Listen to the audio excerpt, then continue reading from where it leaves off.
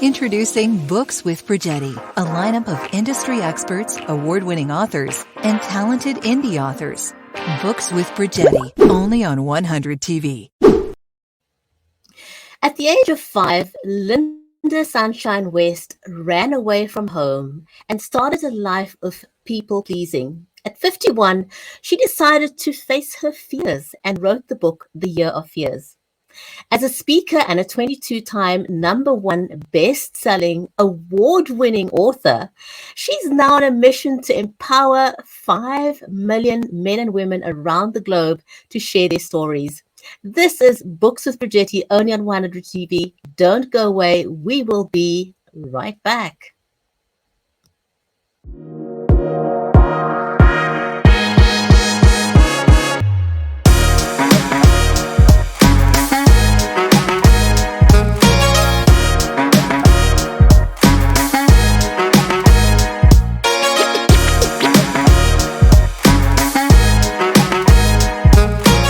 Introducing Books with Bridgetti, a lineup of industry experts, award-winning authors, and talented indie authors. Books with Bridgetti, only on 100 TV. Can everybody see that? Coinbase All that is in.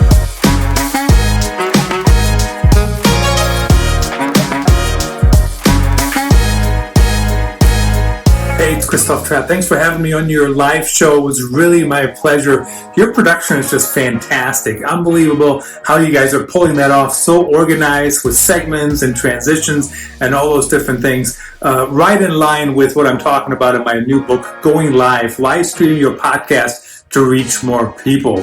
Hopefully people tune in for our conversations. Definitely worth the on-demand version, in my opinion, if I may say so myself.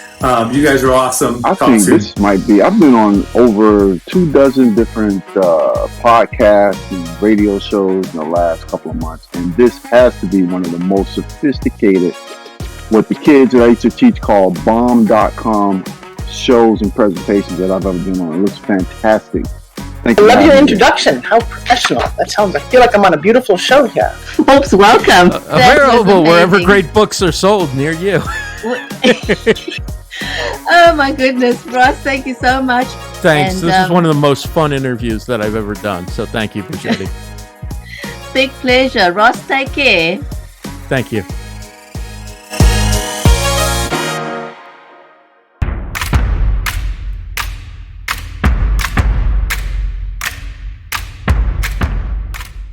If you're just joining us, welcome to Books with Bridgetti for industry experts and award-winning authors, only on 100 TV.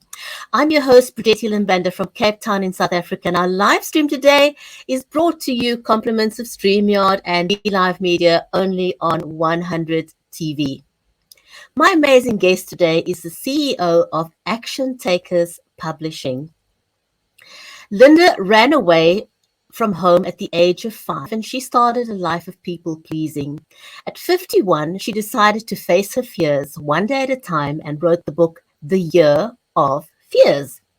Lynda is now a speaker, an executive film producer, a red carpet interviewer, and counting, a 22 times plus #1 international best-selling, award-winning author.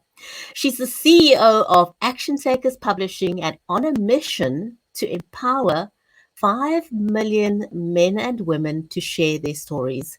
Now, please help me welcome our amazing guest, Lynda Sunshine West.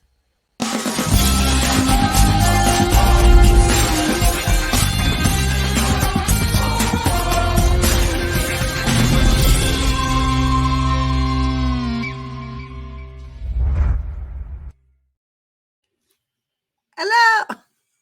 Lynda, thank you so much for joining me today.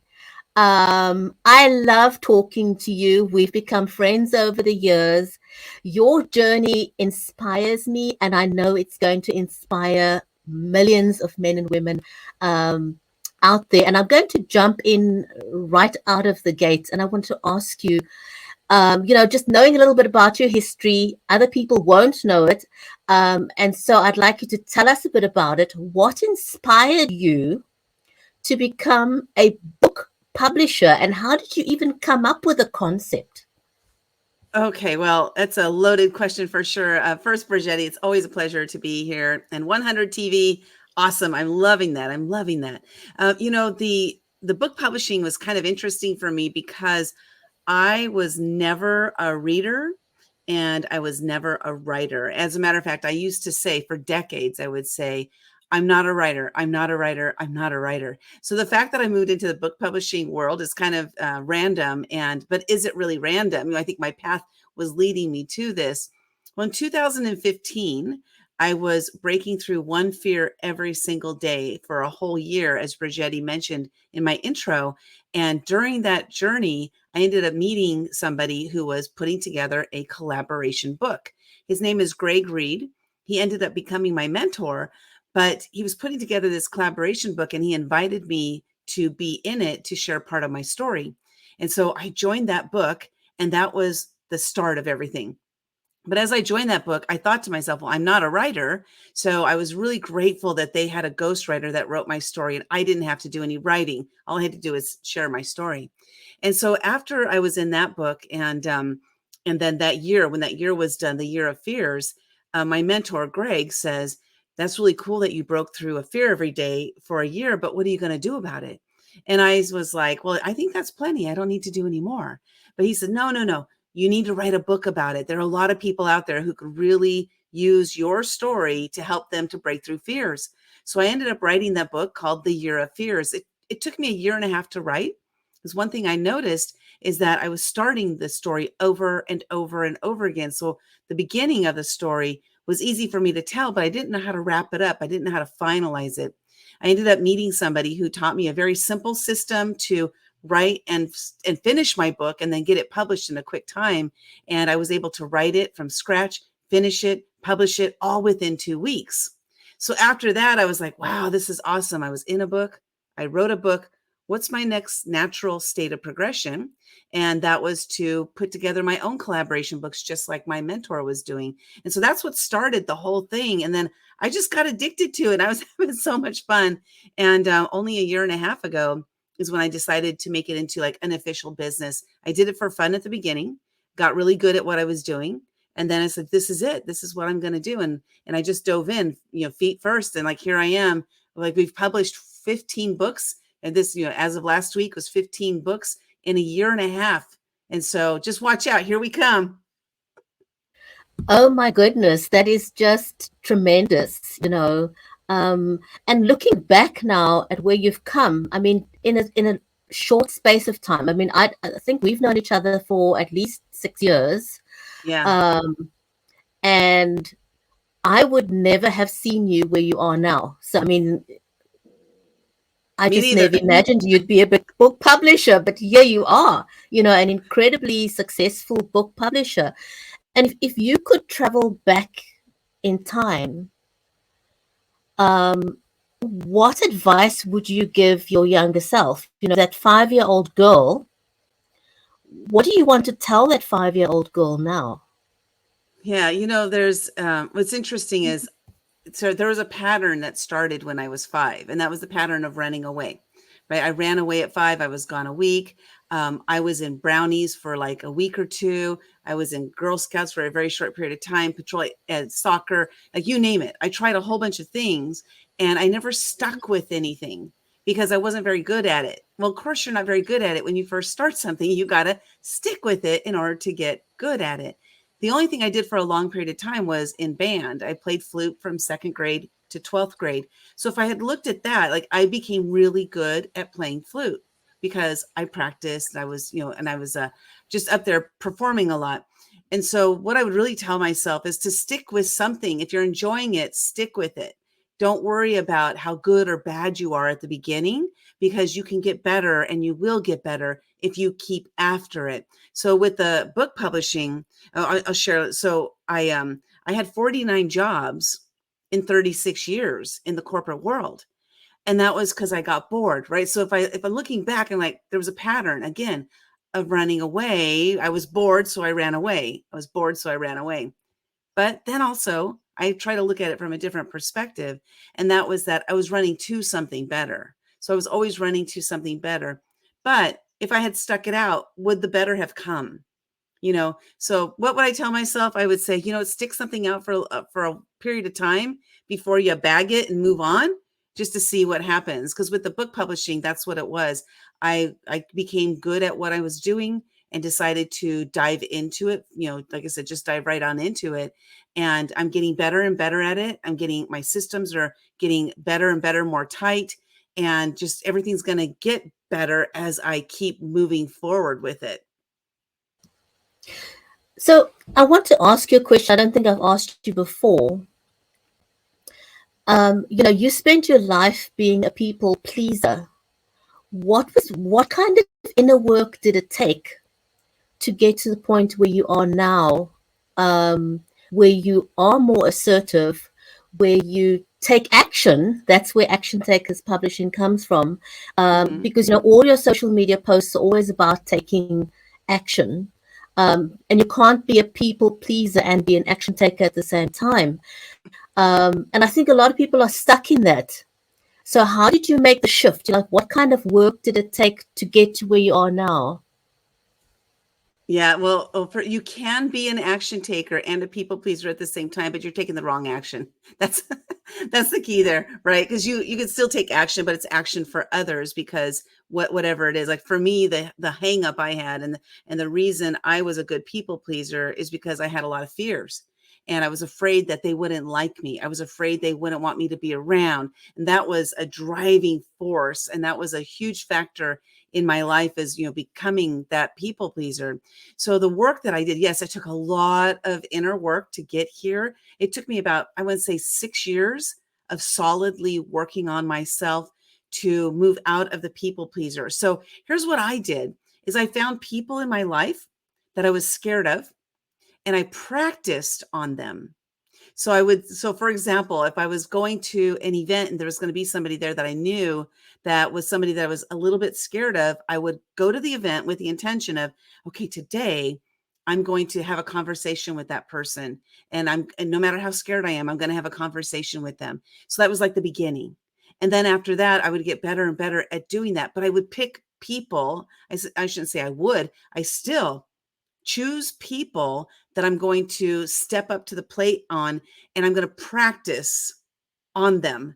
And this has been amazing for me because I have a lot of different people in my life that I want to people please, but I also know that I don't want to be that person anymore.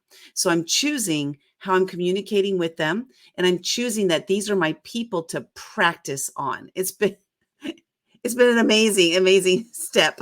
That's powerful and very, very empowering. Now, is it fair to say that your own personal background and your identity influences most of the stories you write in the books, because they're not fictional?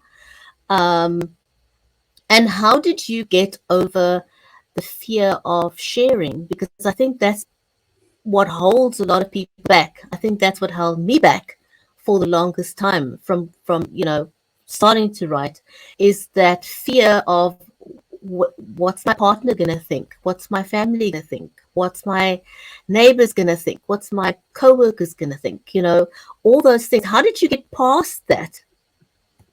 Yeah, I'm still getting past that. So, the fears, I don't know if they ever really go away, but I've learned how to deal with them.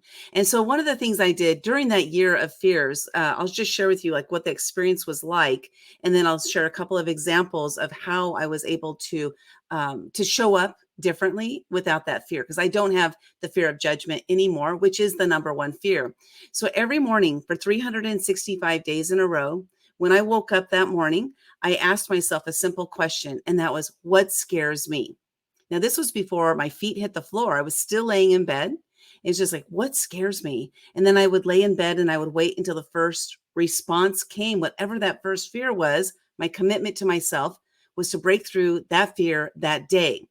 So, for example, some of the fears popped into my head just like that, as if I had been dreaming about the fear, and it just like it showed up immediately. And sometimes it took 10 to 15 minutes for that first fear to pop into my head. And so no matter what that fear was, I had to break through it that day. And so some of the fears were like, one of them was like perfectionist is actually not an issue. It's not the perfection that's the issue of the fear. It's the fear of the judgment that may be received if you're not perfect. So I learned that the judgment is really the number one fear in all the different fears that showed up. So I was a perfectionist. I was a proofreader for the court system for 25 years. And because of that, I was trained to be perfect. That was my job. That's what I had to do. So I remember one day, the fear was something along the lines of do a social media post with errors in it, like errors intentionally. Because what I used to do is I would type up a social media post. I would read it 3 times before I would post it. And a lot of times my hand was shaking before I would post it. But I was like, okay, I'm going to go ahead and post it anyway. And so that day I typed up my post. I didn't proofread it, and I intentionally made some errors. And then I posted it. Just that action of something like that, of intentionally doing something that is against your natural or not natural, because being perfect is not natural. It's something that we strive for and something that's unnecessary to strive for, in my opinion now. But because that's who I was, this was going against my grain. And so I intentionally went against my grain to do something that would make me uncomfortable. That act right there was the start of, oh my God, guess what? Not a single person called me out for my typos. My greatest fear. Wow, that is amazing. And I think, some people post thoughtlessly, and that's also wrong. I think one should consider before you post, before you hit that, not because of typing errors, but sometimes we inadvertently say things that are completely inappropriate on social media. And I don't think that's really what you were referring to. But I do that, by the way. I do that.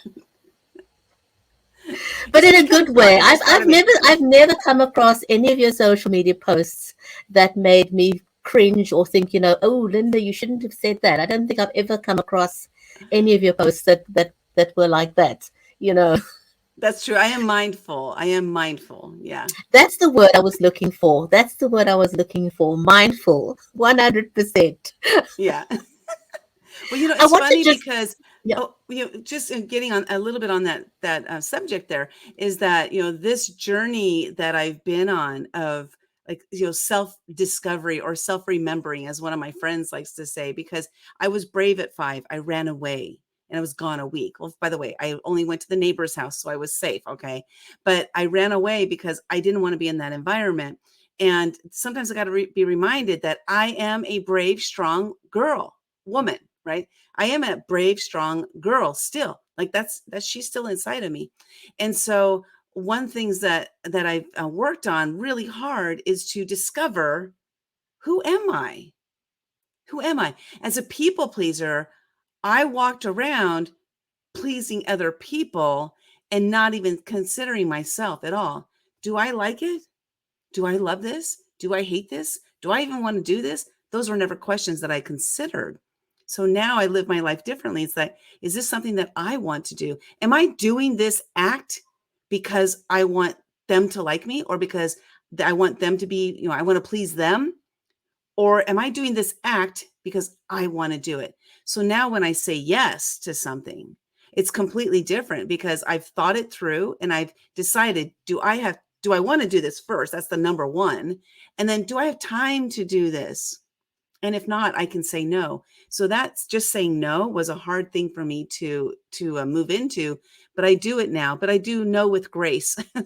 I'll say that I do know with grace, and no is that, like, I cannot help you, but I know somebody who can, right? Or I can't help you, but I'm going to look for somebody who can.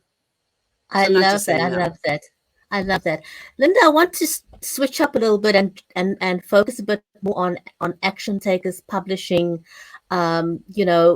how you actually went from being an author to starting Action Takers Publishing and what it took. We're going to take a very quick break. We'll be right back and get back to Action Takers Publishing. Stay with us. Don't go away.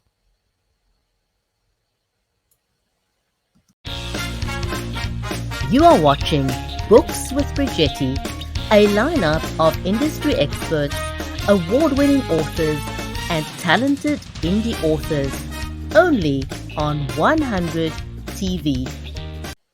Welcome back. You're watching 100 TV, and we're talking to Lynda Sunshine West of Action Takers Book Publishing. Lynda, tell us a bit more about Action Takers Book Publishing, and how did you transition from becoming an author to a best-selling author, international best-selling author, to becoming the CEO of Action Takers Publishing? Tell us a little bit about your book publishing business. Yeah, thank you for asking. First, again, as I mentioned earlier, I was in a collaboration book, and then I wrote my own book, and then I decided to do my own collaboration book to follow in my mentor's footsteps. And what I did is I brought together a couple of people I know. I just happen to be in a world where I'm surrounded by these incredible people, like the founder of UGG Boots, the inventor of the credit card magnetic strip, and the creator of the Make-A-Wish Foundation. I reached out to all three of those people and I said, I'm thinking of writing a book called Momentum. Would you be in the book? And all three of them said yes. So I looked at that and I was like, oh crap, I got to put together a book now because I've made a commitment to them. So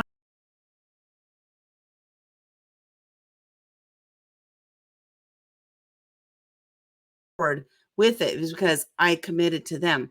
So from there, I went ahead and put together this collaboration book. And then after that one was done, I was like, you know what? That was a lot of fun. That was a lot of fun. Again, fun is really important to me. And I'm going to do it again. So I decided to do 2 more books, and Bridgetti's in these, and that's called The Fearless Entrepreneurs and Invisible No More, Invincible Forevermore. And I decided to do these 2 books at the same time. Well, those 2 books launched 8 days apart.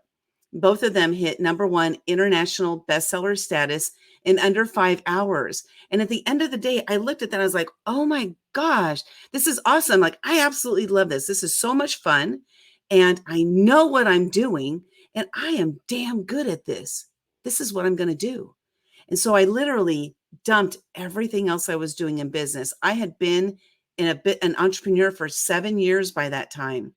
And I had failed and failed and failed. My husband and I almost became homeless because I was following that dream and passion of becoming a successful entrepreneur. I didn't want to go back to a 50th job, after 49 years. But we almost became homeless because of me following this dream and passion. And it was so worth it because finally, at the end of the day, here we are, publishing 15 books in a year and a half. But every single book that came up, like the titles that popped up into my head, were a part of my journey. As you mentioned earlier, Bridgetti, I was a fearless entrepreneur. I was invisible no more, invincible forevermore. I was creating momentum. One of our books coming up is Never Give Up. A lot of these titles are my story, and I want to be able to help other people to share their stories as well in the books. But there's no stopping us. We have 5 million stories to get out there. So we're only at like number 284. So we have a ways to go. But you know what? What do they say? You don't have to be great to start, but you got to start to be great.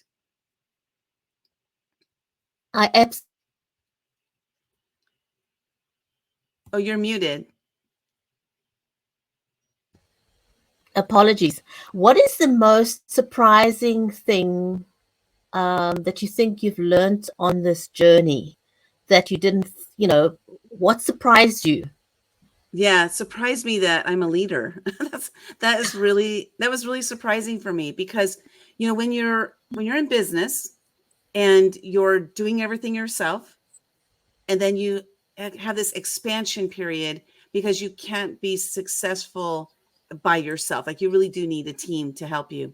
So when I moved into this place of expansion where Sally Green, she joined me to help me out a little bit in the back end, my systems that I had created were for me.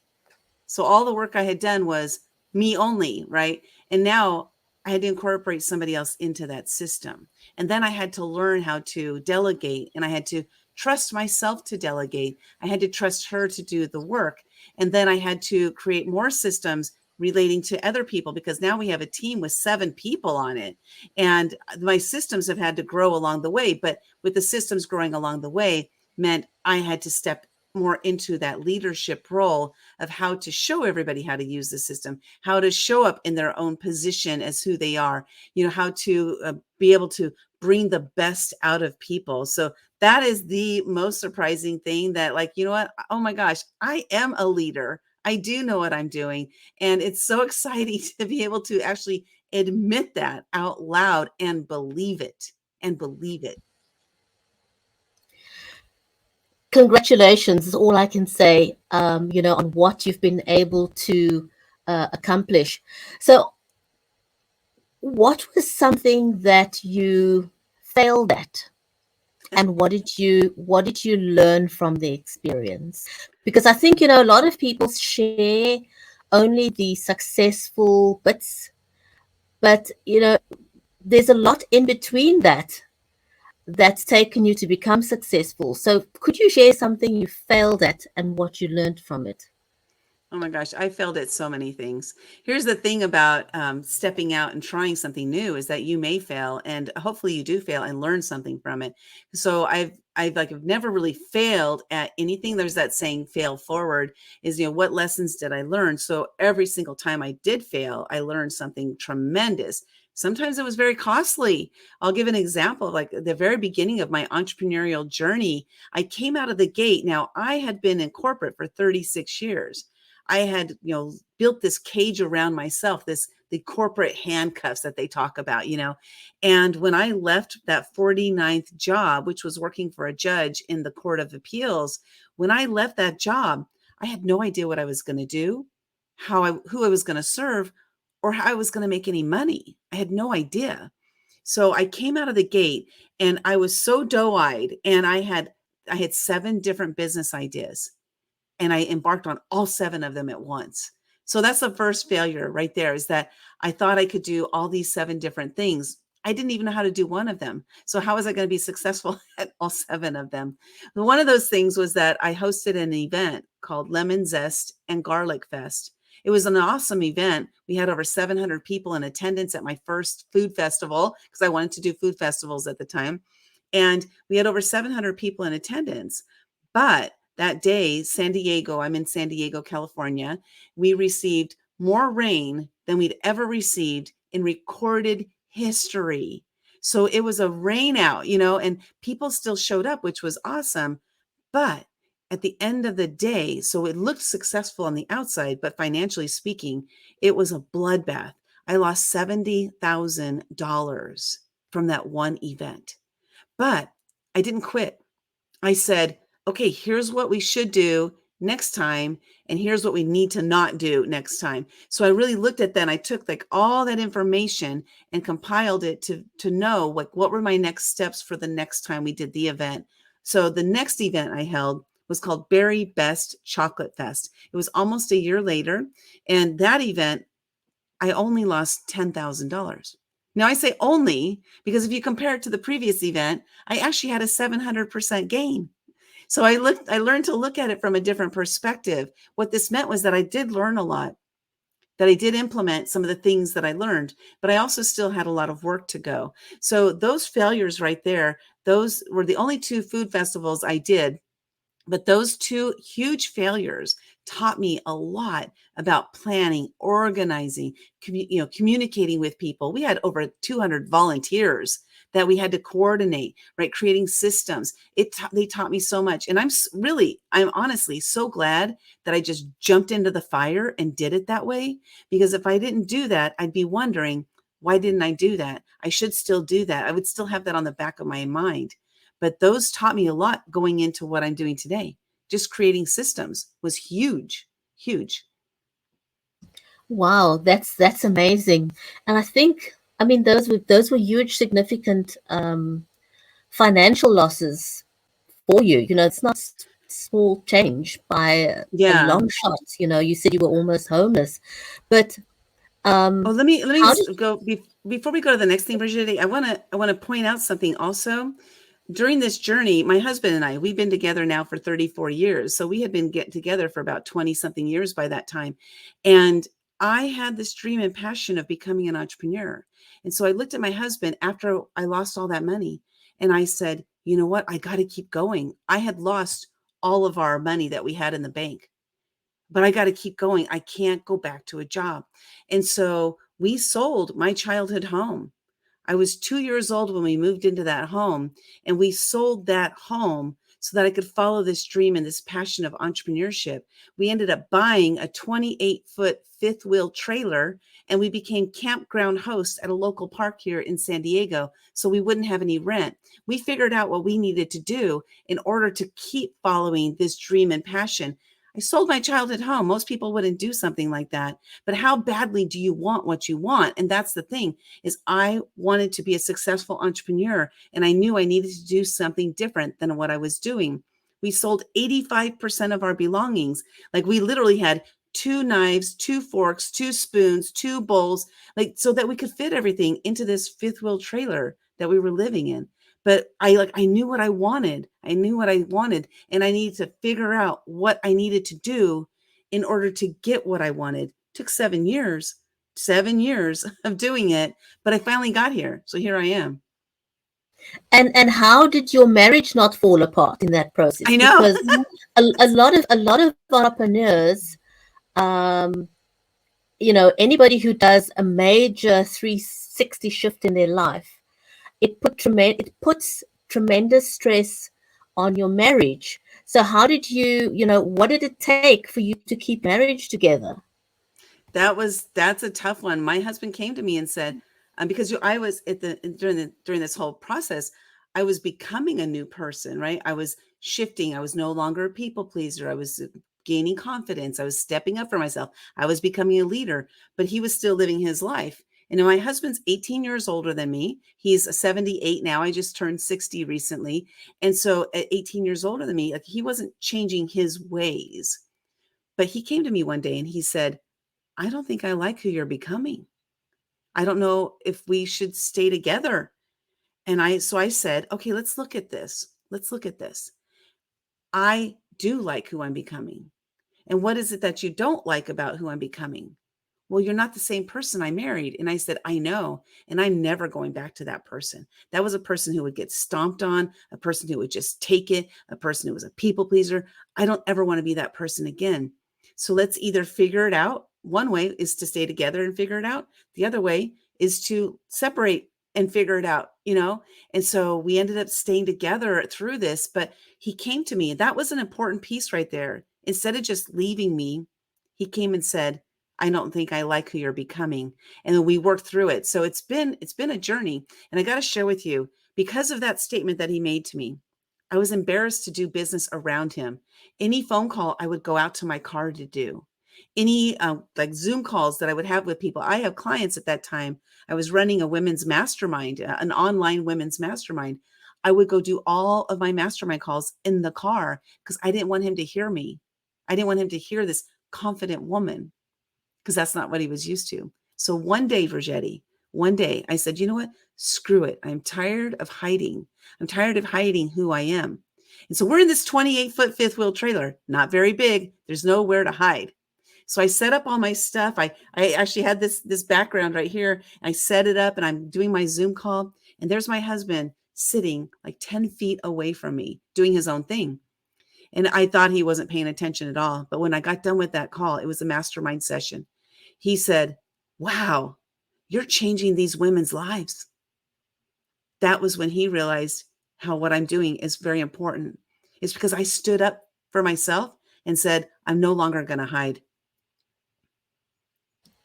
Oh my goodness, that is amazing. I absolutely love that. I wanted to ask you that question because it's a place that people don't really want to go in. And it was much the same for me. I had to make many shifts on my journey to where I am now. And my husband still doesn't like listening to my interviews because, he doesn't know this woman. It still makes him feel uncomfortable. But at the same time, I know that he's incredibly proud of who I've become.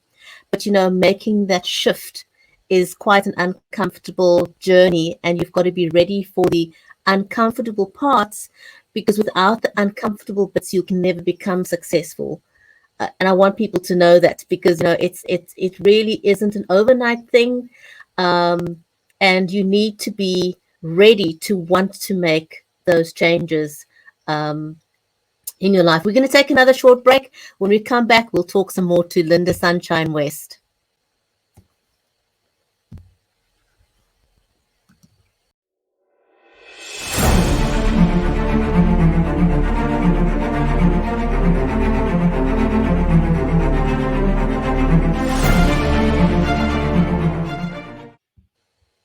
Welcome back. You're watching Books with Bridgetti only on 100 TV. Now, Lynda, you are on a mission to empower 5 million men and women to share their stories. First of all, 5 million is an ambitious year. I want to know, how did you even come up with the number 5,000? Why 5,000? And I want to know 5 million, 5 million. And then I want to know is, what advice would you give people who are struggling to get their stories out? Yeah, the 5 million number came up. It was kind of funny how it came up because, well, first of all, my favorite number is 5. So it was easy that I was going to pick a number that was 5. And, with the SMART goals, right, you have, I don't remember, but there's a measurable one, which is the M, right, in SMART goals. And it was specific, measurable, attainable, realistic, and time bound. And so I said, okay, I got to come up with an M, a measurable number. So I came up with 50,000. That was my number, because I figured 50,000 was a number that I might be able to achieve while I'm still alive. And then I said, oh yeah, that's right. Grant Cardone, he says you got to 10x it. So I 10x'd it to 5 million. And then I stepped back and I said, oh, that's 100x. So I accidentally 100x'd my number. And I said, I'm not going back. I'm not going to go to 500,000. So that's how the 5 million came up. It was completely on accident. Getting your story out there. It's really about you wanting to step into that growth piece of sharing your story, sharing your message. What message do you want to share? So one of the messages that I love to share is to never give up, right? This is my story, is never giving up. Like I had this desire, so strong, burning desire. Napoleon Hill talks about it in Think and Grow Rich, as having this burning desire. And I had this burning desire to be more, to do more, to have more. And so how was I going to get there? That burning desire was a driving factor, but I didn't know what the result was going to be or how I was going to be able to fill that burning desire. But I knew I needed to keep going to figure that out. So that persistence pays off. So part of my story is about never giving up, is about persistence. Part of my story is about you're never too old to start something new. I was 51 years old when I left corporate. I didn't have pension. With 49 jobs, you do not build a pension. Like I didn't have an IRA. I didn't have any of that stuff. I was not financially stable. I was not financially ready to make the moves. But I also knew that my burning desire was stronger than my desire to have a pension. Okay, so these are decisions that I made for myself. So you look at your story, your life, and you see, what lessons can I teach people? What lessons does my story hold? And then you're able to sit down and start writing your story. But you got to know the end result. Like, what end result do you want them to have? So for us, like at Action Takers Publishing, we publish nonfiction. We publish in business books, books that are going to help people in their business. These are the things that we focus on. So all of our collaboration books are nonfiction, and they're stories of real people who have gone through real experiences to get the results that they have today. It's called the hero's journey. I was here, I did this, and I got here, right? I was here, I did this, and I got here. So we want to hear that journey that takes you through that path there to get the results that you have today. But look at your story. Every single one of us has an incredible story to tell. And you probably have a lot more than one story. But think about it. What is it that you want to help people with? And then go tell that story. Bring that story out into the world where it will make a greater impact on the planet. Because sitting in your head is not serving that purpose. Wow, that is absolutely powerful. Now, we've talked about your failures and your learning from that. What have been some of your biggest accomplishments that you are most proud of? Well, first, every book that we've published to date, all 15 of them are, number one international best-selling books. So that is like the first thing. But something that happened recently that I never, here's the thing about life. Something can happen in our lives that can change it in an instant. But are you going to take the action to make it happen? Right? It's that action that we have to take to make it happen. So I was sitting at my desk. This was only a couple weeks ago, sitting at my desk, and it just popped into my head. I wonder what it takes to be a writer for Entrepreneur Magazine. So I Googled it. How do I become a writer for Entrepreneur Magazine? And this website popped up and it said, you apply. And I was like, that's it? I just need to apply. And so I clicked that apply button and I submitted my application. And then the next morning, I got an email from Entrepreneur Magazine. You have been accepted. I was like, what? Oh my gosh. Like all I needed to do was apply for it and I got accepted. And within 12 days, my first article was published on Entrepreneur Magazine. This was huge for me because first of all, I never considered, again, just never thought about it, being a writer for Entrepreneur Magazine. Remember, I spent my whole life saying, I'm not a writer. I'm not a writer.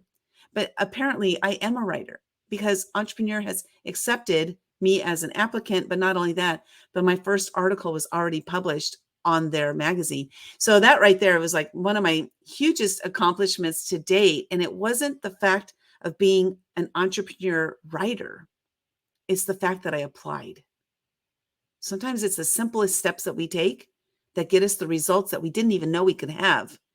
But we got to step up and we got to show out and we have to take action. So one thing I like to say is you can hope, dream, pray, manifest, whatever you want in life.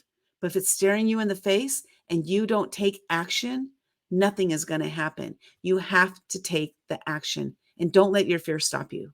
Don't let your fear stop you. That is absolutely massive. And,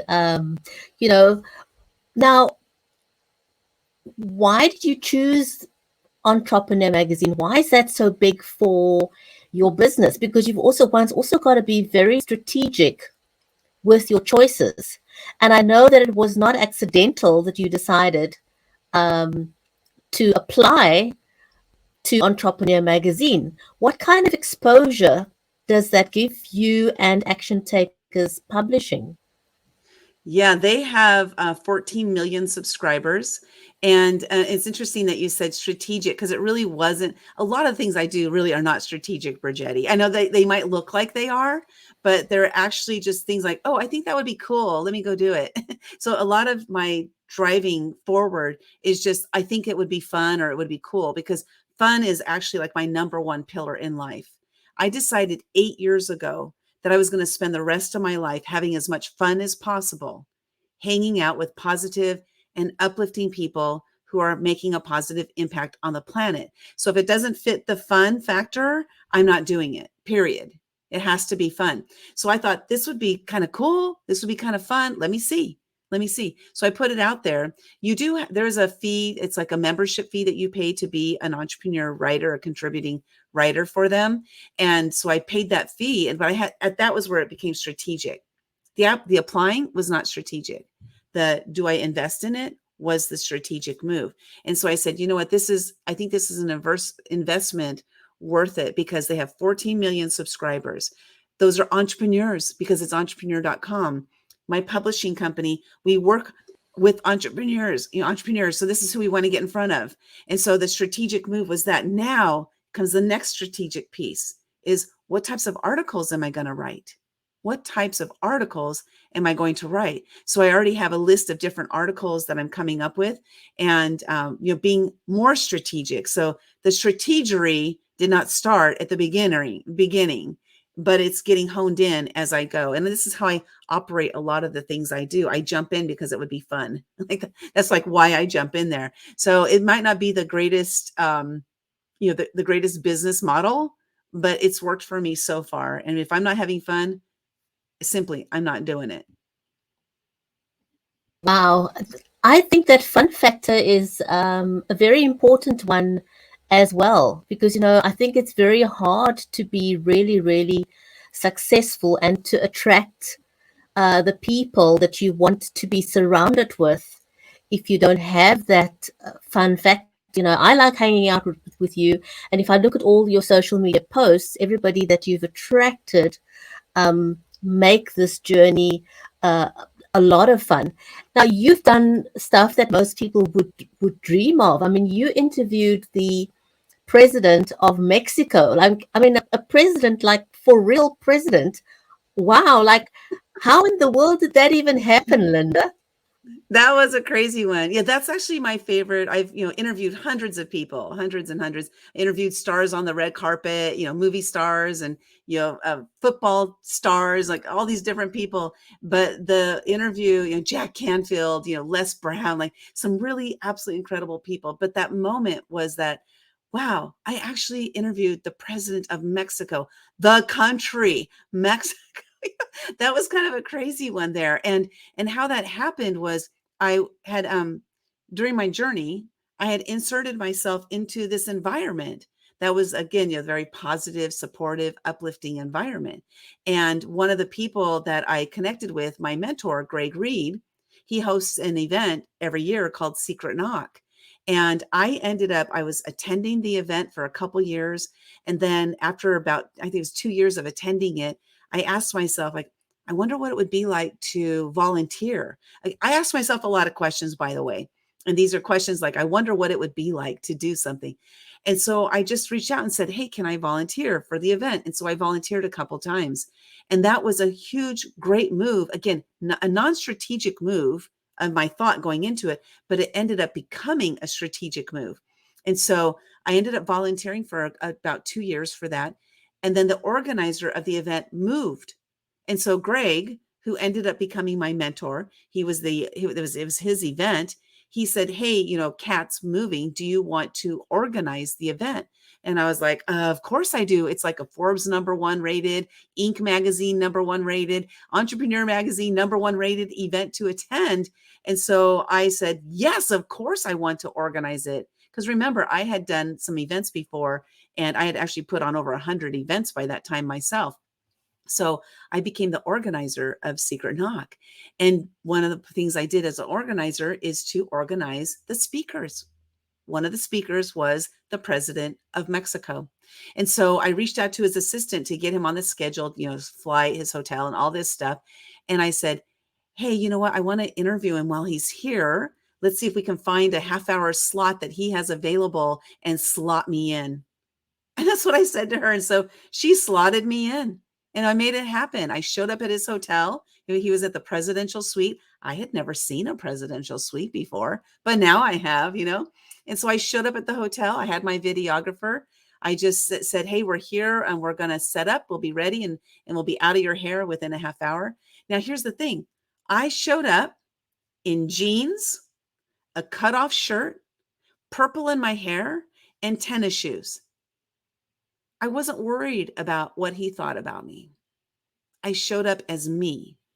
And that was the greatest thing about this whole thing was, first of all, that I reached out and I said, put me on his schedule. That was the first thing. The second thing was I showed up as myself without any worries about him judging me. And you know what? He was non-judgmental. And what was amazing about it is at the beginning, I could sense there was a little like, who are you? What are we doing here kind of thing.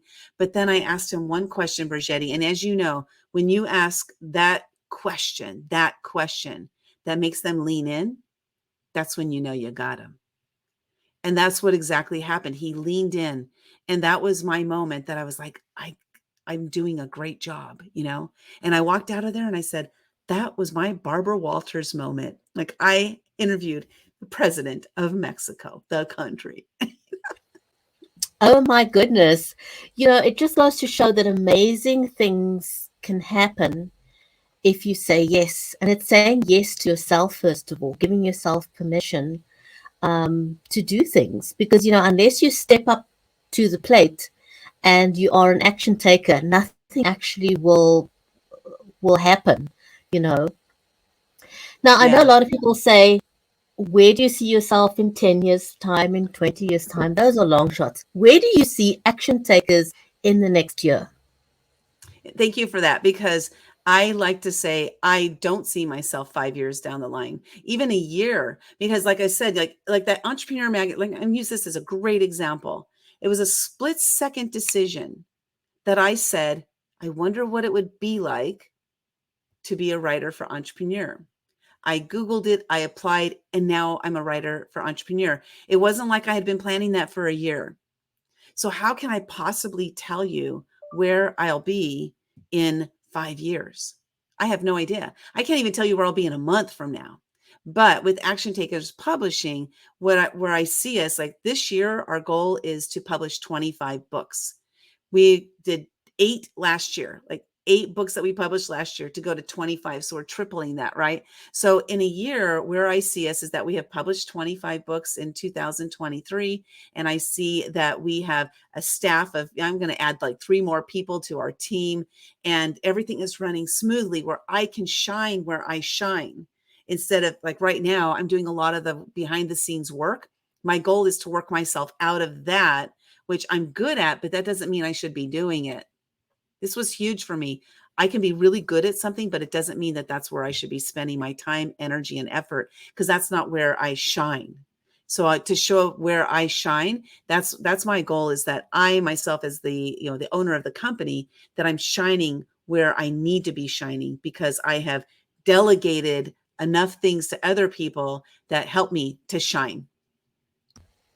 Actually, Lynda, you've touched on a really important point there, because I think, and I think it's appropriate we talk about it for a second, talking about entrepreneurs and entrepreneur magazines.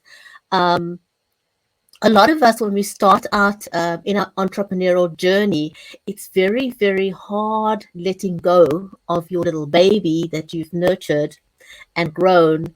And you've now made that shift. And I think, the next person you take on board will be easier and easier.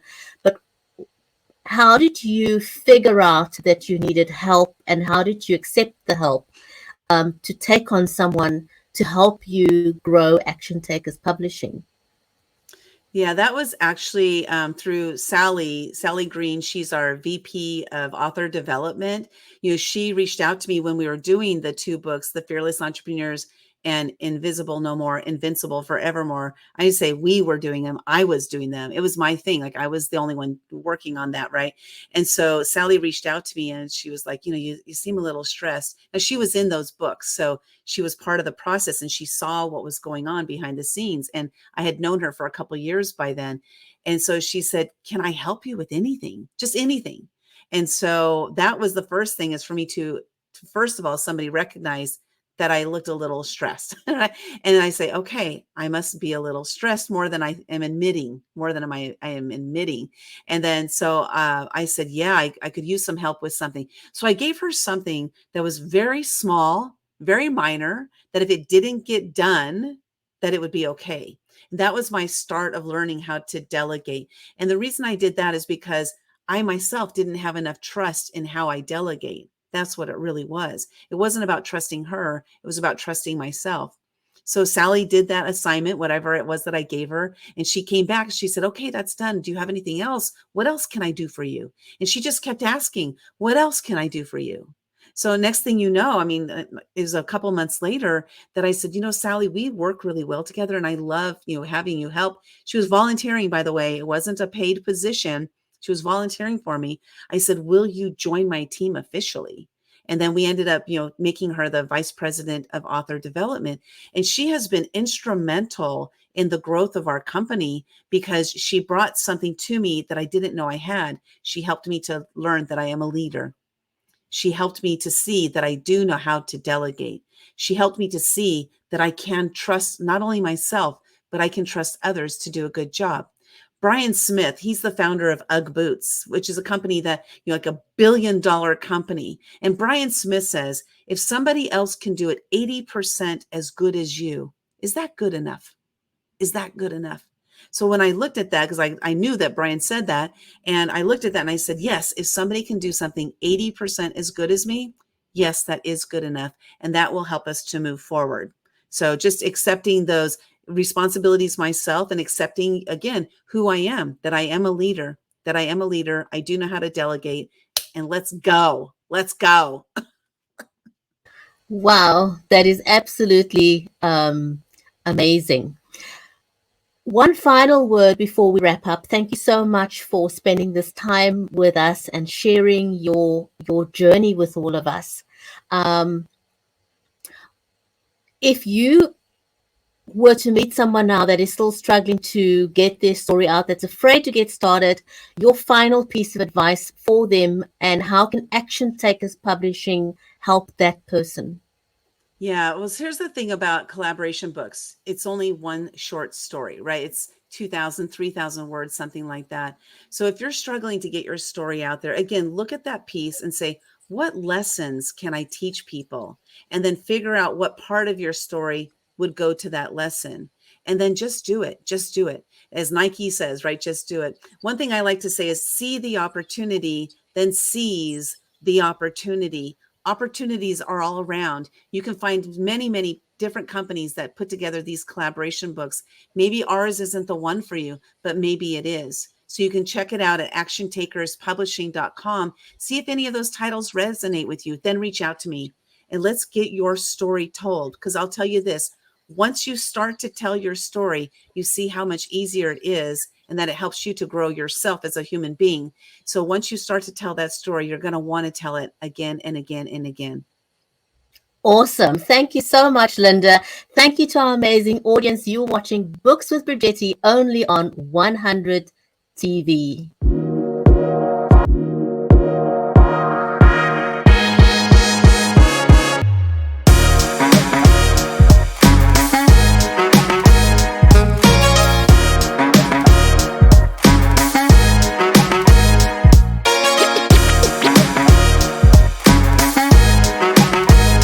Thank you for joining us on Books with Bridgetti.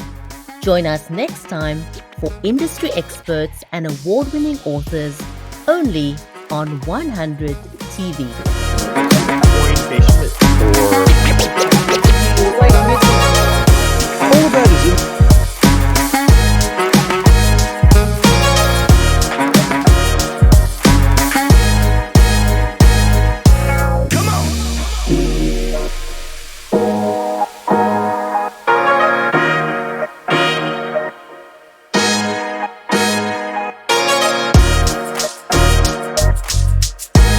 This might be, I've been on over 24 different podcasts and radio shows in the last couple of months. And this has to be one of the most sophisticated, what the kids that I used to teach called bomb.com shows and presentations that I've ever been on. It's fantastic. Thank you for having me here. Available wherever great books are sold near you.